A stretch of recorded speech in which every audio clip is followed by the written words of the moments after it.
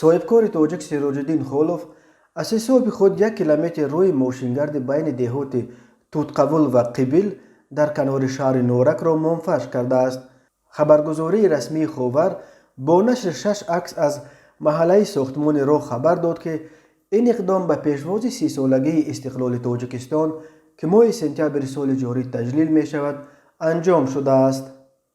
بسیاری به غیرت این صاحبکار نورکی احسان و آفرین خوانده تشبث او را سزاوار دستگیری و پیروی برای دیگر صاحبکاران تاجیک نامیدند. سالهای آخر سهم صاحبکاران در آبادانی محلهای تاجیکستان بیشتر به مشاهده می رسد.